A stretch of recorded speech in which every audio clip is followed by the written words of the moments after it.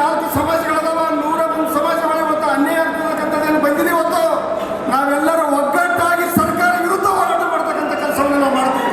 ಇದಲ್ಲ, ಈಗಾಗಲೇ ಸರ್ಕಾರ SC ಅನುದಾನವನ್ನು ಕೂಡ ಬಹಳಷ್ಟು ಬಳಕೆ ಮಾಡಿ 45,000 ಕೋಟಿ ಇವತ್ತು ಗ್ಯಾರಂಟಿಗಳಿಗೆ ಬಳಕೆ ಮಾಡಿರ್ತಕ್ಕಂಥದ್ದು. ಇವತ್ತು SC ಸಮುದಾಯಗಳನ್ನು ಕೂಡ ದೊಡ್ಡ ಅನ್ಯಾಯ ಮಾಡಿರ್ತಕ್ಕಂಥದ್ದು ಸರ್ಕಾರದಲ್ಲಿ ನೋಡಿದಿರಿ. ಇವತ್ತು ಏನಾಗಿದೆ ಅಂದ್ರೆ, ಇವತ್ತು ದಲಿತರ ಓಣಿಗಳ ಅಭಿವೃದ್ಧಿ ಮಾಡೋಕ್ಕಾಗ್ತಾ ಇಲ್ಲ. ಅಷ್ಟೊಂದು ಇವತ್ತು ಸರ್ಕಾರ ದಲಿತರಿಗೆ ಅನ್ಯಾಯ ಮಾಡಿರ್ತಕ್ಕಂಥದ್ದು, ದಲಿತರನ್ನು ತುಳಿತಕ್ಕಂಥ ಕೆಲಸ ಮಾಡಿದೆ ಇವತ್ತು ಸರ್ಕಾರ, ಕಾಂಗ್ರೆಸ್ ಸರ್ಕಾರ. ಇವತ್ತು ನಾವು ಏನಾದರೂ ಇವತ್ತು ಒಳ ಮೀಸಲಾತಿ ತಂದು ಬೋವಿ ಬಂಜಾರ ಇವತ್ತಿರ್ತಕ್ಕಂಥ ಕೊಡವ ಸಮಾಜಕ್ಕೆ ಅನ್ಯಾಯ ಆದರೆ ರಾಜ್ಯಾದ್ಯಂತ ಹೋರಾಟ ಮಾಡತಕ್ಕಂಥದ್ದಕ್ಕೆ ನಾವು ಸರ್ಕಾರಕ್ಕೆ ಎಚ್ಚರಿಕೆ ಕೊಡ್ತೀವಿ. ಇವತ್ತು ಸರ್ಕಾರ ಬಹಳ ಸೂಕ್ಷ್ಮ ತೀರ್ಮಾನ ತಗೋಬೇಕಾಗತ್ತೆ. ಈಗಾಗಲೇ ಬಹಳಷ್ಟು ದಲಿತರನ್ನು ನೋಡ್ತಕ್ಕಂಥ ಕೆಲಸ ಮಾಡಿದ ಸರ್ಕಾರ.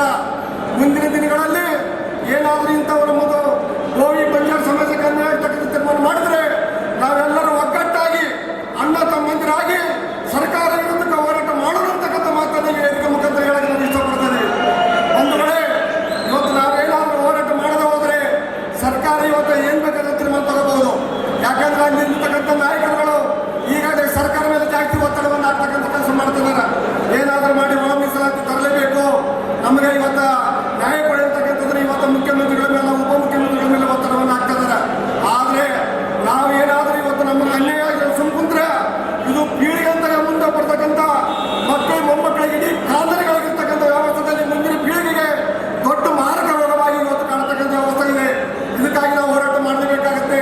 ಅದಕ್ಕಾಗಿ ಮುಂದಿನ ದಿನಗಳಲ್ಲಿ ಸರ್ಕಾರ ಇವತ್ತೇನು ಬಿ ರಾಜು ಅವರು ಹೇಳಿದಾಗ ಸುಪ್ರೀಂ ಕೋರ್ಟ್ ಆದೇಶವನ್ನು ಪರಿಶೀಲನೆ ಮಾಡಿ ಅದೆಲ್ಲನೂ ವರದಿಯನ್ನು ತರಿಸಿಕೊಂಡು ತೀರ್ಮಾನ ತಗೊಳ್ಳೋದು ಒಳ್ಳೆಯದು ಅಂತಕ್ಕಂಥದ್ದನ್ನ ನಾವು ಕೂಡ ಈ ಒಂದು ವೇದಿಕೆ ಮುಖಾಂತರ ಸರ್ಕಾರಕ್ಕೆ ಎಚ್ಚರಿಕೆ ಕೊಡತಕ್ಕಂಥದ್ದನ್ನು ಮತ್ತು ಮನವಿಯನ್ನು ಕೂಡ ಮಾಡ್ಕೊಂತೀವಿ.